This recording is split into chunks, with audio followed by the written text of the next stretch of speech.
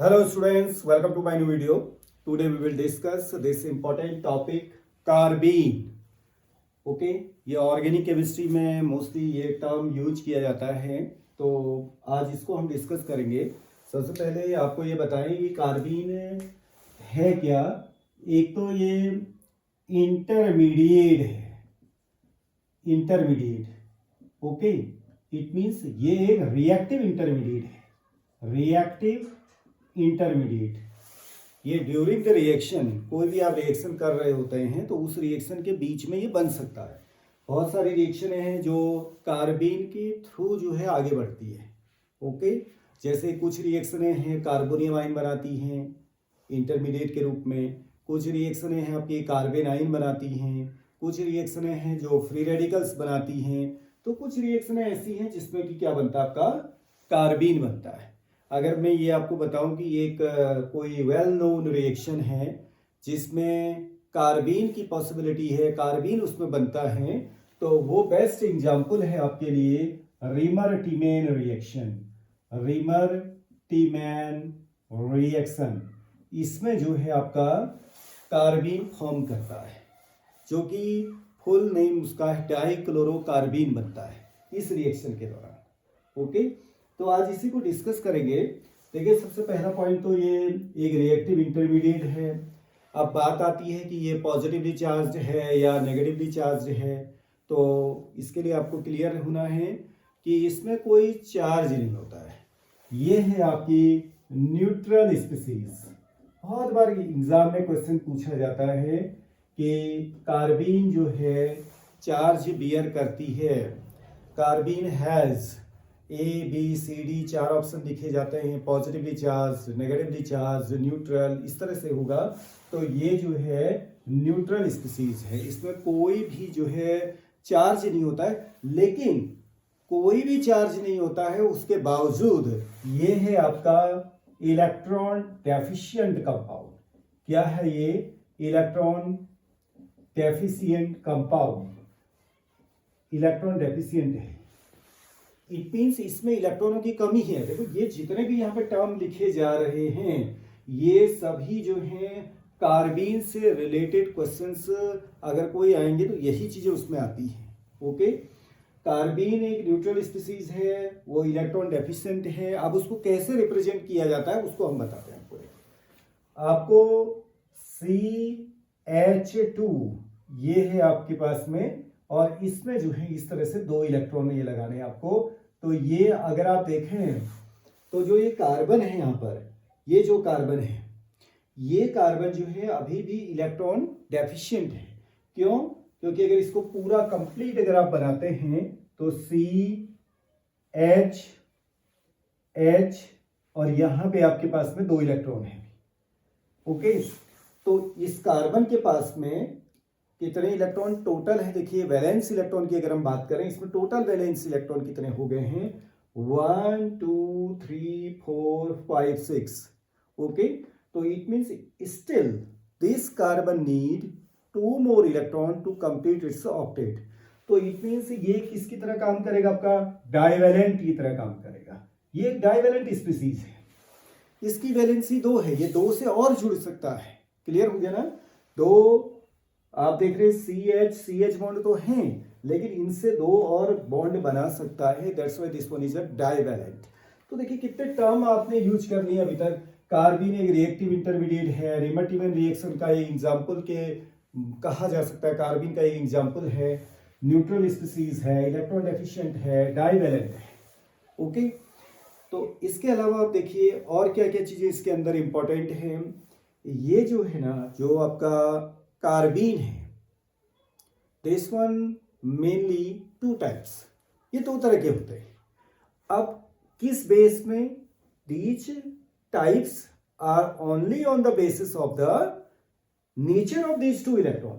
जो यहां पर ये 2 इलेक्ट्रॉन आपको दिखाई दे रहे हैं, इनके नेचर के बेस में ये 2 टाइप के हैं. Now what is the meaning of this nature of these electron? हो ये सकता है कि ये जो 2 इलेक्ट्रॉन आपको दिखाई दे रहे हैं ये किसी एक सिंगल ऑर्बिटल में हो.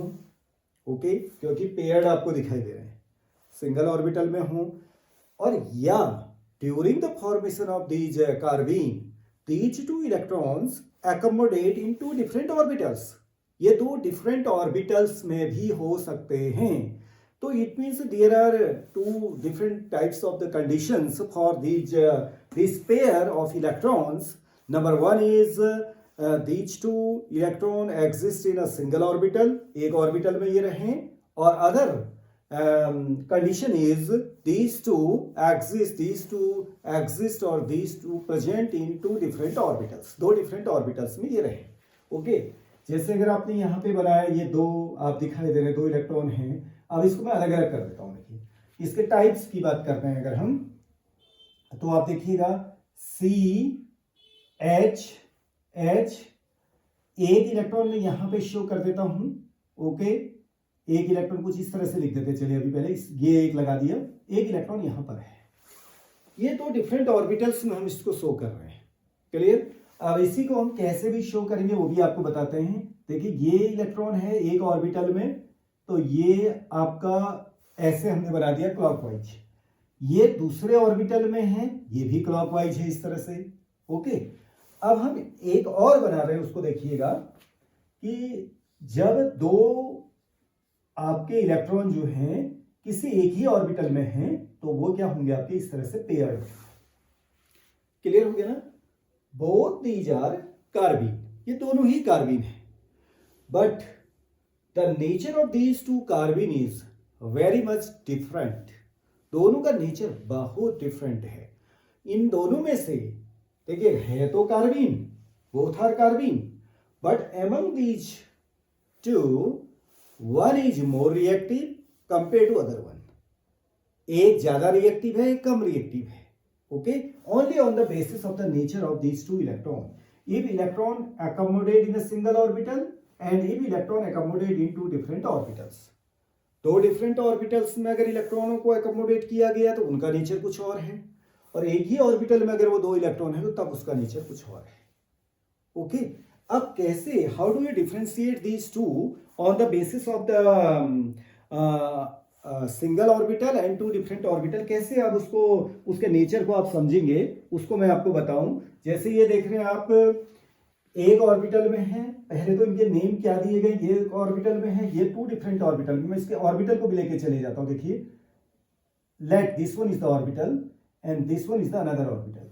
अब आपको यहाँ पर अभी एक ही लोब हम दिखा रहे हैं. यहाँ पर देखिए, इसका एक लोब ये है तो इसका दूसरा लोब भी होगा दूसरी तरफ को. ये एक है तो एक और होगा यहाँ पर. ओके, लेकिन हमने अभी एक ही जो p ऑर्बिटल है, ये p ऑर्बिटल आपको दिखाई दे रहे हैं, ये एक p ऑर्बिटल है, ये एक p ऑर्बिटल है.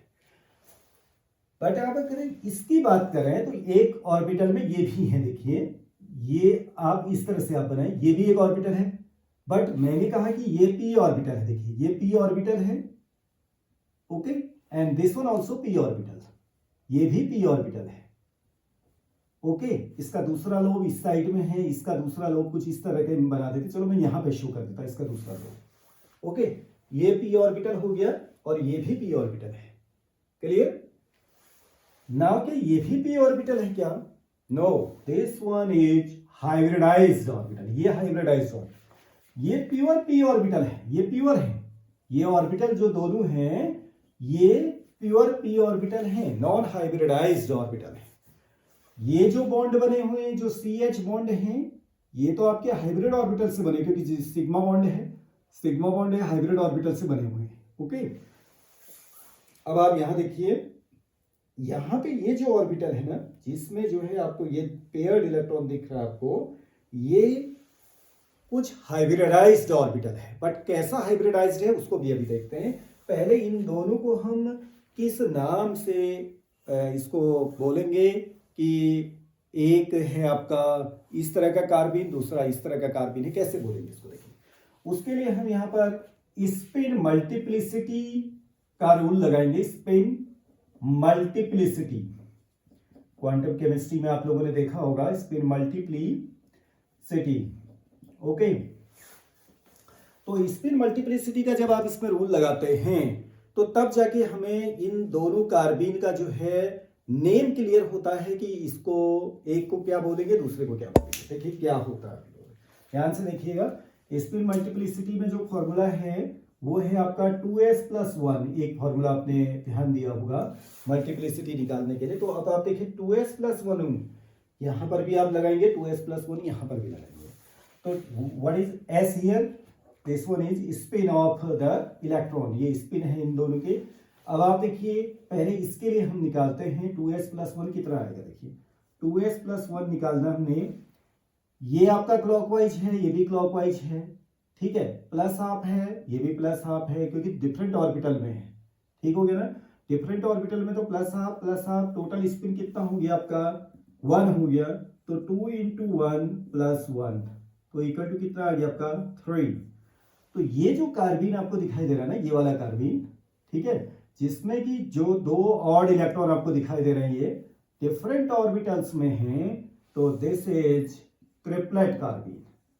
ये है आपका triplet carbene. Okay, now simultaneously ये सेकंड वाले में देखिए आप क्या होता है।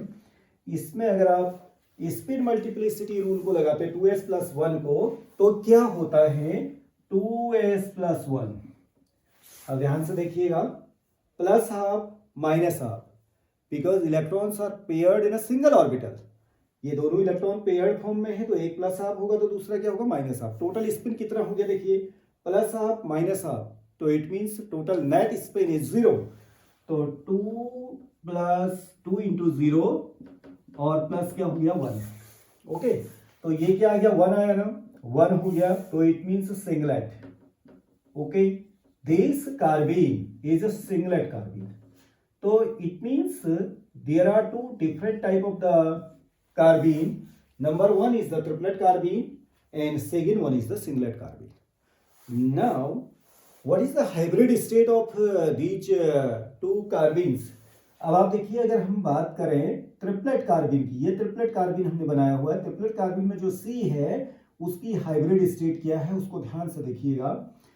Because there are 2 sigma bonds, ये दोनों सिग्मा बॉन्ड्स हैं, जो CH2 था 2 सिग्मा बॉन्ड है। इसके अलावा देखिए ये आपका लोन पेयर नहीं है, ये आपका लोन पेयर नहीं है, क्योंकि हाइब्रिडाइजेशन निकालने के लिए किसी मॉलिक्यूल में किसी पर्टिकुलर एटम का हाइब्रिड स्टेट अगर आपको निकालना है, तो आप क्या करते हैं, उस पर्टिकुलर एटम से जॉइंट जितने भी आपके सिग्मा बॉन्ड हैं उनको टोटल करते हैं, और क्या करते हैं आप, उससे लगे हुए लोन पेयर्स को, उस एटम से, नॉट ए पूरे ओवरऑल मॉलिक्यूल को नहीं देखना आपको, क्योंकि हाइब्रिड स्टेट पर्टिकुलर एटम की होगी। किसी मॉलिक्यूल के अंदर, मॉलिक्यूल में there are so many atoms, but hybrid state किसी पर्टिकुलर एटम की आपको निकालनी है। तो यहां पर आपका क्या हो गया, जो ये C है, इस C की अगर हम बात करें तो 2 सिग्मा बॉन्ड हैं, ये दोनों लोन पेयर नहीं हैं, अकेले अकेले 2 इलेक्ट्रॉन हैं, लोन इलेक्ट्रॉन हैं,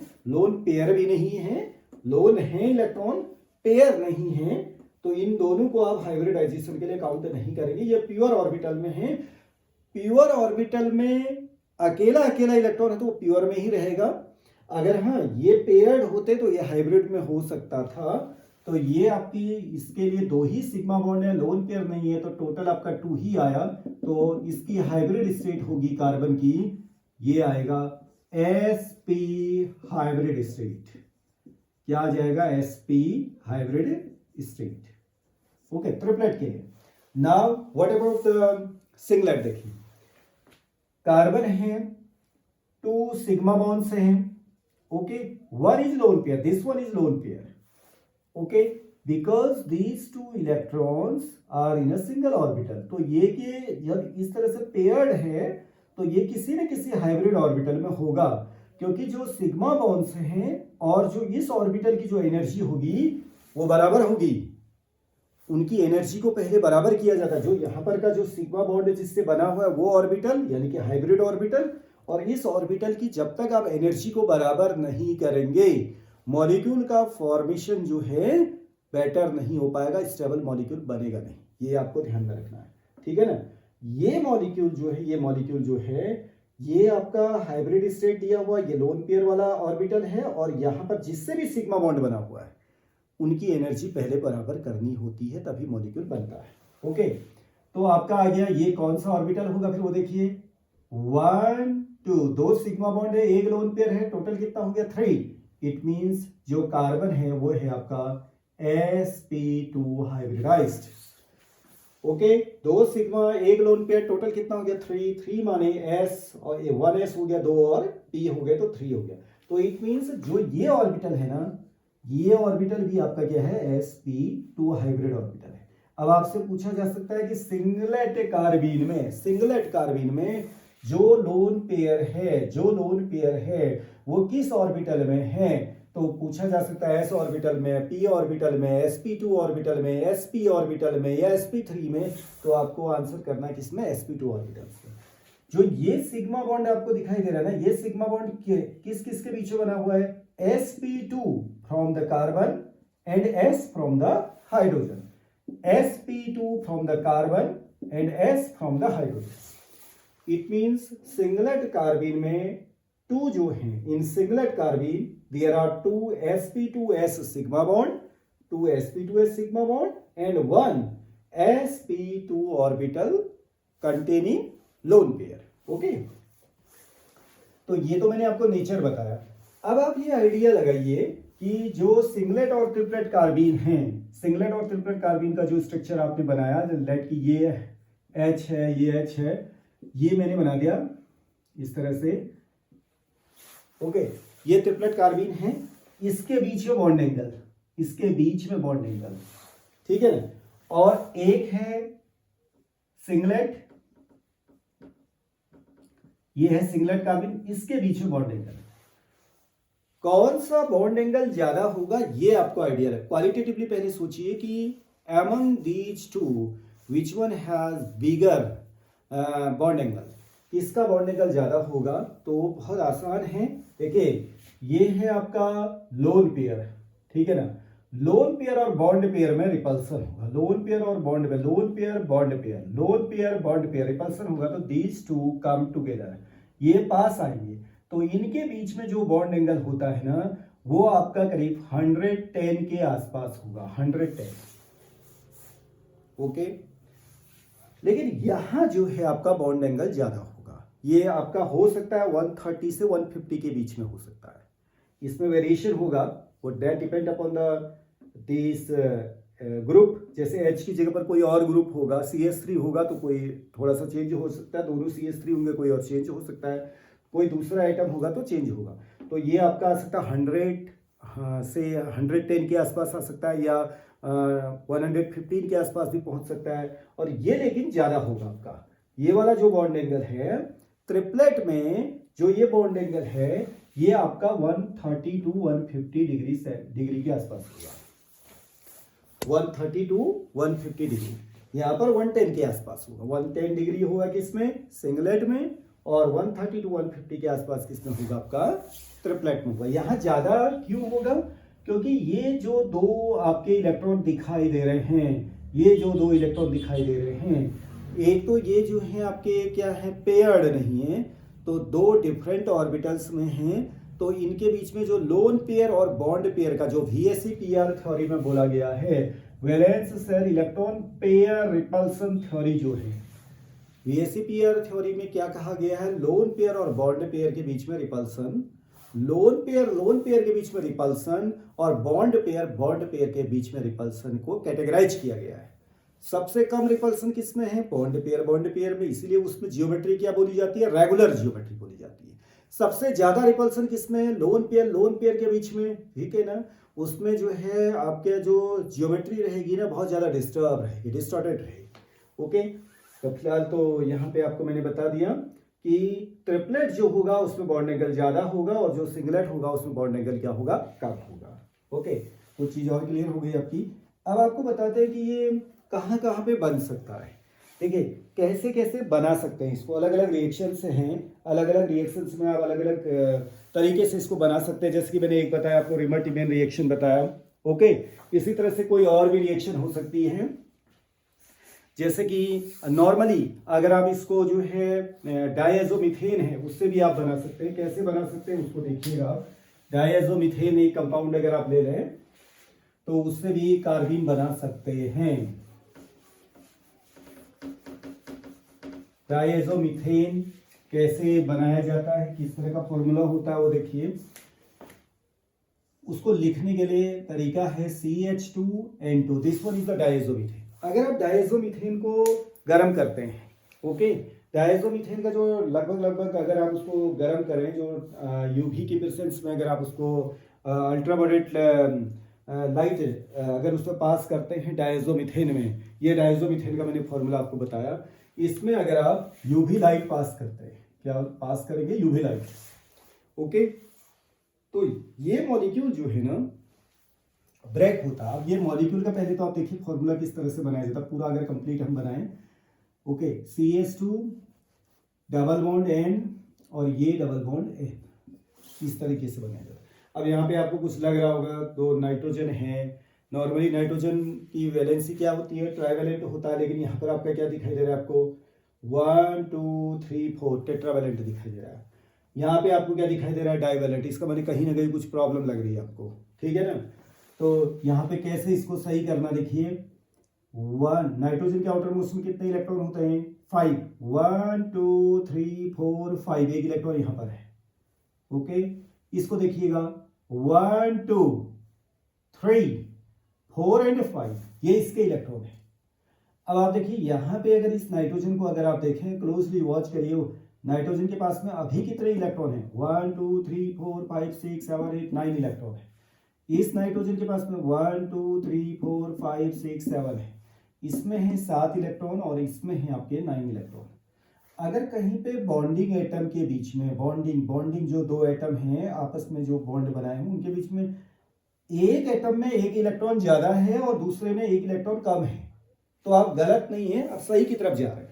तो होता क्या है कि यहां से एक इलेक्ट्रॉन, ये एक इलेक्ट्रॉन जो है यहां से लूज होगा और वो किसके पास चला जाएगा? इसके पास में। तो इसमें आ गया नेगेटिव, इसमें आ गया पॉजिटिव। ओवरऑल मॉलिक्यूल आपका क्या हो जाएगा? न्यूट्रल ही हो जाएगा। ये 8 हो जाएगा, ये 8 हो जाएगा, ठीक है ना? एक इलेक्ट्रॉन यहां से यहां, दिस इज इंटरनल अरेंजमेंट, यहां से एक इलेक्ट्रॉन यहां चला गया, ये प्लस माइनस हो गया। ये आपका जो है वैलेंस बॉन्ड थ्योरी के अकॉर्डिंग जो संरचना मानी जाती है, वो क्या मानी जाती है? क्लियर मानी जाती है, ओके। तो ये प्लस हो गया, ये आपके क्या हो गया? माइनस हो गया। तो ये बिल्कुल बैलेंस हो गया। अब इसको आपने क्या करना है? यूवी लाइट की प्रेजेंस में गर्म करना है। तो जब इसमें यूवी लाइट पास करते हैं तो रिएक्शन आप जानते हैं कि यूवी लाइट होती है तो एक तरह से फ्री रेडिकल मैकेनिज्म उसमें होता है। तो ये पूरी रिएक्शन जो है ना, यहाँ से बॉन्ड टूटेगा, ब्रेक होगा, ये बॉन्ड ब्रेक होगा, ये बॉन्ड ब्रेक होगा, होमोलिटिकली भी ब्रेक होगा। तो यहाँ पे एक ट्रिपल बॉन्ड जनरेट होगा, ये पूरा जो है अलग हो जाएगा और यहाँ जो है आपके CH2 इस तरह के एक स्पीसीज और प्लस जो है N2 बनेगा। तो ये क्या बन गया? आपका कार्बीन बन गया। तो इट मीन्स कार्बीन जो है डाईएज़ोमीथेन, ये एक मॉलिक्यूल है, ये एजो ग्रुप बोला जाता है। देखिए ये जो ग्रुप है ना, this one called azo group, तभी नाम है एजो नाम यहाँ पर रखा। मिथेन तो आपका क्या हो गया? ये एक ही कार्बन है, दैट्स व्हाई मिथेन। एजो ये है आपका, ओके। तो डायएजो ग्रुप ये हो गया आपके। तो इस तरीके से जो है इससे भी आप क्या बना सकते हैं? कार्बीन का फॉर्मेशन कर सकते हैं। दूसरा जो है, जैसा कि मैंने बताया था आपको, रिमर-टिमेन रिएक्शन है। रिमर-टिमेन रिएक्शन में क्या किया जाता है? देखिए पूरा तो ये होता है कि उसमें आप लेते हैं फिनॉल की रिएक्शन आप किससे कर रहे होते हैं? क्लोरोफॉर्म से कर रहे होते हैं। किसकी प्रेजेंस में करते होते हैं? बेस की प्रेजेंस में, NaOH की प्रेजेंस में। तब जाके आपका क्या बनता है? सैलिसिलएल्डिहाइड बनता है, कुछ इस तरह का कंपाउंड बनता है। इसकी मैकेनिज्म मैंने जो है एक डिफरेंट वीडियो में आप लोगों को भेजा भी है, उसको भी आप देख सकते हैं। तो देखिए कार्बीन कब बनता है? जब आप इन दोनों का रिएक्शन करते हैं ना, जब इन दोनों का रिएक्शन होता है तो देन आपका कार्बीन का फॉर्मेशन होता है। क्लियर? CH और बेस, वो NaOH है, KOH भी हो सकता है, ठीक है ना? तो जब इन दोनों का रिएक्शन आप करेंगे तो इस तरह से एक कार्बीन बनेगा CCl2 और यहाँ पे 2 डॉट आएंगे। This is called डाइक्लोरोकार्बीन। इसको क्या बोलेंगे? डाइक्लोरोकार्बीन, ये बनता है। और यही रिएक्टिव स्पीसीज है और ये किसकी तरह काम करेगा? इलेक्ट्रोफाइल की तरह काम करेगा। जैसा कि मैंने पहले भी आपको बताया, इलेक्ट्रॉन डेफिशिएंट है तो that's why this one act as an electrophile की तरह ये काम करेगा। इसीलिए जो रिमर-टिमेन रिएक्शन है ना, this is electrophilic substitution reaction. ये रिएक्शन क्या है आपकी? इलेक्ट्रोफिलिक सब्स्टिट्यूशन रिएक्शन है। कारण क्या है? क्योंकि इसमें बनता क्या है? डाइक्लोरोकार्बीन बनता है, और डाइक्लोरोकार्बीन एक इलेक्ट्रोफाइल की तरह काम करेगा। इलेक्ट्रोफाइल की तरह काम करेगा। इलेक्ट्रोफाइल की तरह अगर वो स्पीसीज रिएक्टिव इंटरमीडिएट काम करेगा तो वो रिएक्शन आपकी क्या कही जाएगी? इलेक्ट्रोफिलिक सब्स्टिट्यूशन रिएक्शन कही जाएगी। ठीक है ना? तो ये कुछ चीजें मैंने आपको बताई कार्बीन के बारे में। और कुछ अगर आपको लगता है कार्बीन के बारे में तो आप उसको पूछ सकते हैं। मैंने लगभग इसकी कुछ चीजें मैंने आपको क्लियर कर दी हैं कि डाइक्लोरोकार्बीन क्या है। एक रिएक्टिव इंटरमीडिएट है, जैसे आपका कार्बोनियम आयन है, कार्बन आयन है, फ्री रेडिकल है, उसी तरह से कार्बीन भी जो है रिएक्शन के दौरान बनता है। जब आप मैकेनिज्म बनाते हैं ऑर्गेनिक रिएक्शंस की तो उसमें कहीं बीच में वो बन सकता है, जैसे नाइट्रीन भी बनता है, बेंजाइन भी बनता है, उसी तरह से कार्बीन भी बनता है। ओके, तो thank you very much. Now see you in next video with some other topics.